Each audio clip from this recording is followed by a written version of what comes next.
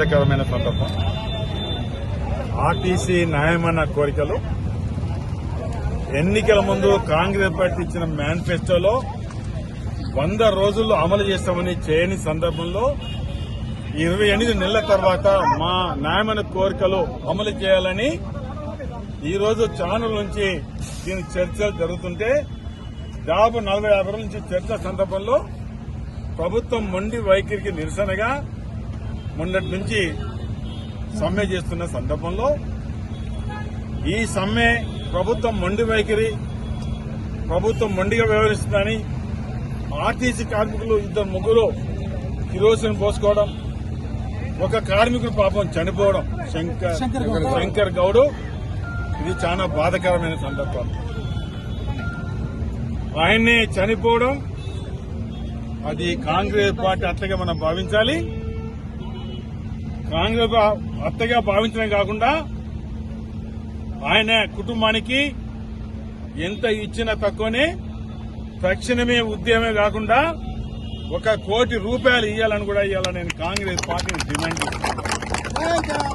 ఇంకిద్దరు కూడా హాస్పిటల్లో చేరారు. నేను ఈ సందర్భంలో తెలంగాణ ఆర్టీసీ కార్మికులను విజ్ఞప్తి చేస్తున్నా, మనం చేస్తున్నా, పోరాడదాం. మీకు సంఘీభావంగా మేమంటున్నాం, కానీ దయచేసి ప్రాణాలు తీసుకోవద్దు. కాంగ్రెస్ పార్టీ ఎమర్జెన్సీ పాలన తలపించే దిశగా ఇవాళ కాంగ్రెస్ పార్టీ ఆ రకంగా వ్యవహరిస్తుంది. కనీసం సిగ్గుతో తలవంచుకోలే కాంగ్రెస్ పార్టీ. సుప్రీం కాడికి పోతామంటే ఇవాళ ఏ నాయకులు రావద్దని అంటున్నారు. ఒకవేళ నాయకులు వచ్చిందంటే మిమ్మల్ని అందరినీ ఇక్కడి నుంచి తరమేస్తామంటున్నారు. ఇది ఏం పాలనండి?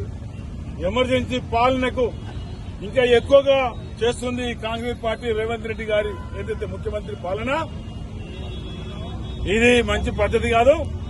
గతంలో ఎమర్జెన్సీ పెట్టినప్పుడు భారతదేశ ప్రజలు ఏ రకంగా ఇబ్బంది పడ్డారో, ఆనాడు ఎమర్జెన్సీ తర్వాత ఎన్నికలు వస్తే ఇందిరాగాంధీతో సహా అందరినీ నామరూపాలు లేకుండా కాంగ్రెస్ పార్టీని ఓడించి పొందబెట్టింది అన్నాడు దేశ ప్రజలని గుర్తుపెట్టుకోవాలి. ఇలా రాష్ట్రంలో కాంగ్రెస్ పార్టీ ఆ తరహా మీరు చేస్తే ఇది సరైన పద్ధతి కాదు. టెంట్లు వేసుకునే అవకాశం లేదు. ఇలా పోలీస్ డిపార్ట్మెంట్ సిగ్గుతో తలవంచుకోవాలి.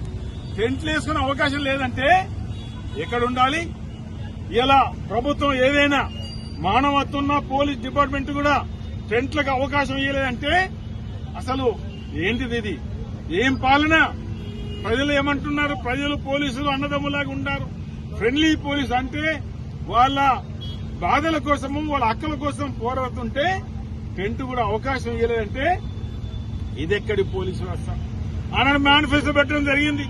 100 రోజుల్లో పట్టినే విలీనం చేస్తామని, 2 పీఆర్సీలు ఇస్తామని, ఉద్యోగ భద్రతని గతంలో ఉండే విధంగా ఈయనను ఉండే దిశగా మరి ఆ రకంగా ఆనాడు మీరు ఎన్నికల కోసం, ఓట్ల కోసం ఆటలాడి నాటకాలాడి 100 రోజులంటే దాదాపు 800 రోజులైంది. 800 రోజులైనా మీరు చేయలేకపోతున్నారు. అంటే ఆర్టీసీ కార్మికుల ప్రాణాలు మీకు ముఖ్యమా?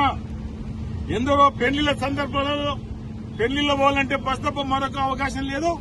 ఇప్పటికైనా కాంగ్రెస్ పార్టీ బేషరతుగా దేశాలు మాని తక్షణమే ఇప్పుడే మీరు సమావేశం చేసి చర్చలు జరిపి ఆనాడు ఎన్నికల మేనిఫెస్టో పెట్టి తక్షణమే ఇమ్మీడియట్ గా మీరు అమలు చేయాలి.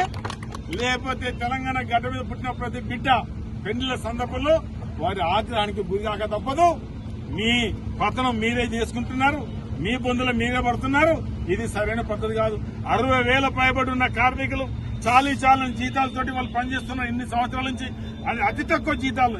ఇలా భారతదేశంలో రాష్ట్రంలో ఏ ఉద్యోగికి అందరి ఉద్యోగుల కన్నా అతి తక్కువ ఉద్యోగం జీతం ఉన్నది ఇలా ఆర్టీసీ కార్మికులు.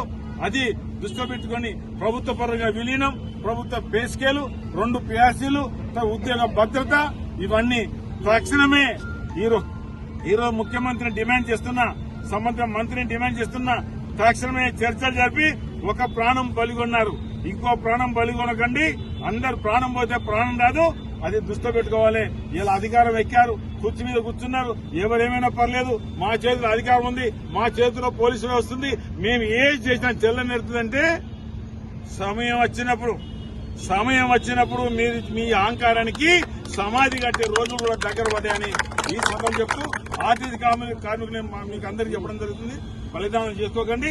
డెఫినెట్ గా రాజకీయ పార్టీలు అందరూ కూడా మీకు సహకరిస్తారు. ఇలా తెలంగాణ గడ్డ మీద పుట్టిన ప్రతి బిడ్డ మీకు సహకరిస్తారు.